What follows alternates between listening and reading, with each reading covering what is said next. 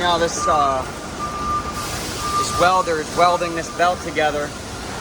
Basically, here's what it looks like when it's not welded, and you put it through the cutter. Basically, the pulley came loose, and it drilled right through the steel housing. That's not a cover. That's part of the housing that the pulley actually. It basically drilled right through it. So, had to replace the pulley. Take all the conveyor rollers off, take a bunch of stuff up. I'm up in the air as well, so I got the high reach and all my tools and everything. One pro tip for you guys when you're working, I like to keep everything nice and organized. You don't see, I got a socket over here, but mainly, anytime I'm done doing something, I like to clean up. Now the armor starts have to stay like that because they're in the way of what I'm working on, and they both have to stay running. This one has to stay running so I can run the center conveyor because they're running the machinery right now. And then that one is off. That's running this conveyor here, but I need to be able to jog it when I'm ready so I can make sure that my belt is tracked. And right now we got, this is going up to about 168 degrees Celsius, which is roughly, 200 and something. Once it gets to 300 degrees, the belt will be welded, and I can wait till it to cool down to about 40, and then I'll take it off. Over that way, you can see the phonic robots.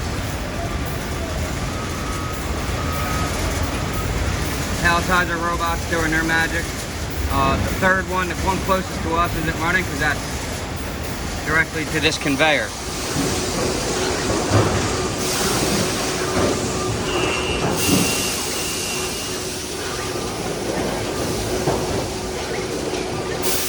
Running soon, but this is a big job. This is like a 12-hour job, give or take. Had to end up cutting the housing off because I couldn't get the pulley out, and the way the motor's designed, you couldn't get it out that way neither without it just being really stupid design they did here. But they didn't design the machine with mechanics having to work on it and do maintenance in mind, and that's really bothersome. That bothers me a lot, but what are you gonna do, Here's part of the belt here that I replaced. All said and done, I'm replacing about 32 feet of belt. I probably could have just did the whole 200 foot.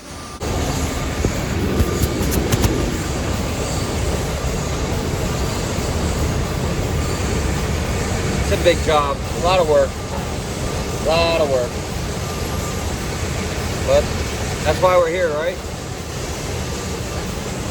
So right now I'm just basically straightening up a little bit, and I'm also waiting for the machines to cool down.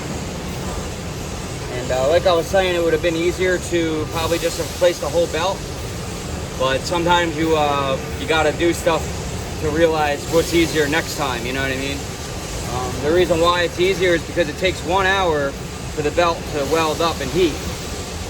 So compared to having to do that one more time now, I could have only had to do it once. So there's 2 hours of downtime right there I could have saved, but it's too late now. I'm already involved in it, so it's actually more work for me to try to change the belt now. I'm already started, but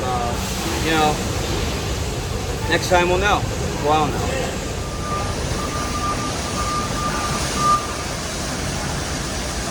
It's going to be cooling down now. That's about 325 degrees or something like that. Over 300 degrees. That's it. Rocking and rolling. I was trying to get in this business. Try to keep your area nice and clean and organized. This makes it a heck of a lot easier to work. I don't have tools everywhere. I just got a couple things that I need here. Most of my stuff's on the high reach. And the reason I have the high reach is so I can get up and down quicker. And that's that.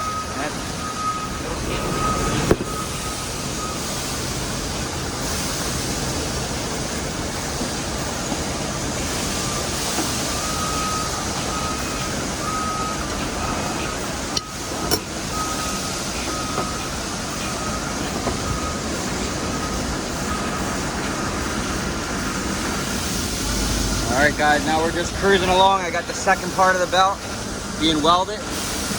The reason why the machine is now inside here being welded as opposed to up on the board like I had it before is because of the slack of the belt. If you got to compensate for the fact that there's still part of the machine that goes in here, and also if you pull it up too high and have too much slack, you're going to have too much belt. So you want to just get it just right. You have your tensioner adjustment here, which is controlled by air. So we're just about done. This should be maybe another 30 minutes, and we'll be wrapping this thing up. Putting the armor starts back on. They're already all hooked up. And then I just got to button up the pulley and make sure before I put all the rollers back on, I got to make sure that my pulleys are tracked properly and the belt stays on right.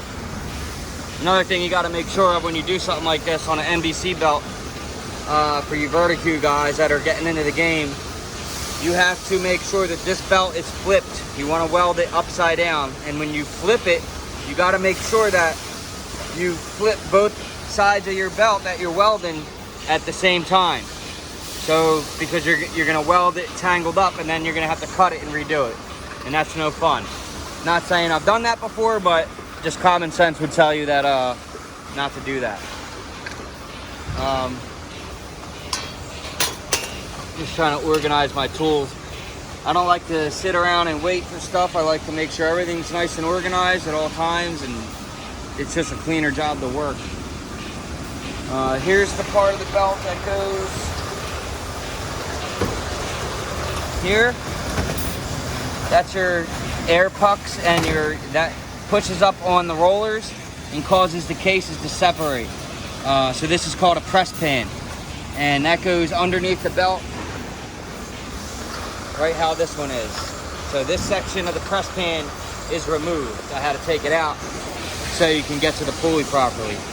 Here's what the welded belt looks like, as you're going to see in that other part of the clip. As I'm pulling it out of the machine, you'll see. And that's basically what it looks like, and it does a really good job. It works really good. About 400 degrees it gets to, give or take. But another pro tip, keep your area clean like always. And don't forget to use anti-seize in your drive shafts and your bearings. Anti-seize will save you. My key's in there, it's just back a little far. And then I got to take out and make sure I lock up the Allen keys that lock this. And I'll use blue Loctite for those. I'm going to use red Loctite for this one. And then that's going to be it. That'll be the end of this job, and then we'll just put the rollers back on. But before I put the rollers on, I'll have to run and test it. But other than that, we should be good to go. Nice, smooth job. Alright, so now I got the belt all in there, and like I said, guys, you gotta remember to flip it. You flip the belt, you gotta remember that if you don't flip it the wrong way on one side, because you'll weld it together like that, and then you'll be fucked. So now all I gotta do is put the press pan underneath. Make sure it's all tracked properly. And, that's going to be it. Be good to go. Everything looks real nice and tight. I mean, it's not tight yet because I don't have the tension, but it looks tracked right. Should be good.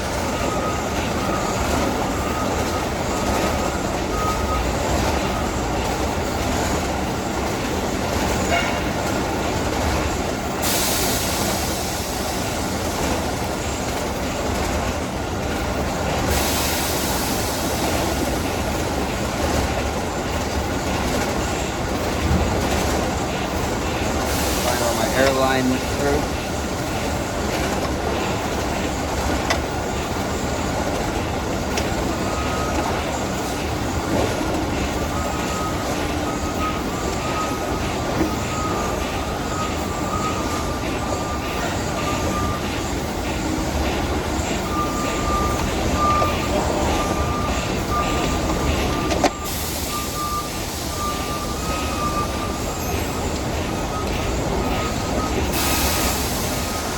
Alright, so you actually have to take the press pan back out.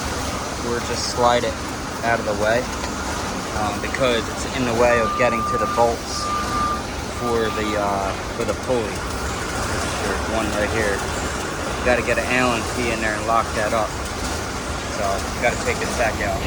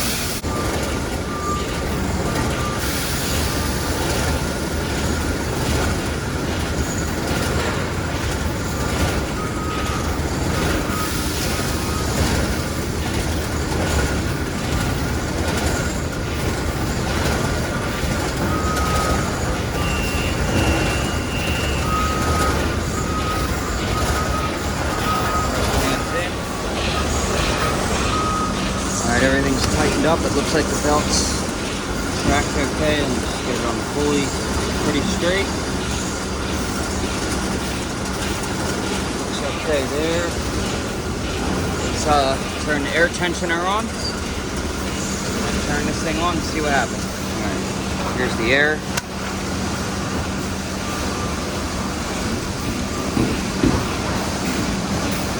We got ourselves some tension. Nice and tight. Looks good.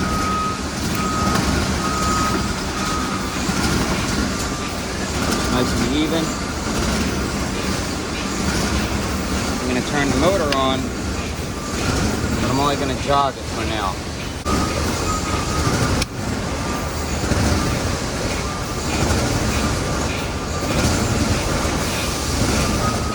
Okay. Be able to jog it, put it in my hand. But we gotta put that hole in.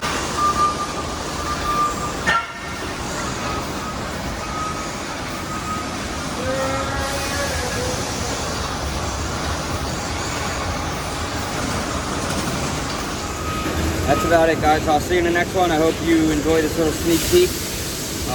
We got a lot of stuff to do, so just wanted to show you guys what it's like while I got a little bit of time to kill here and just kind of cleaning up and waiting around for this thing to weld up, and figured you guys would enjoy that. So see you later.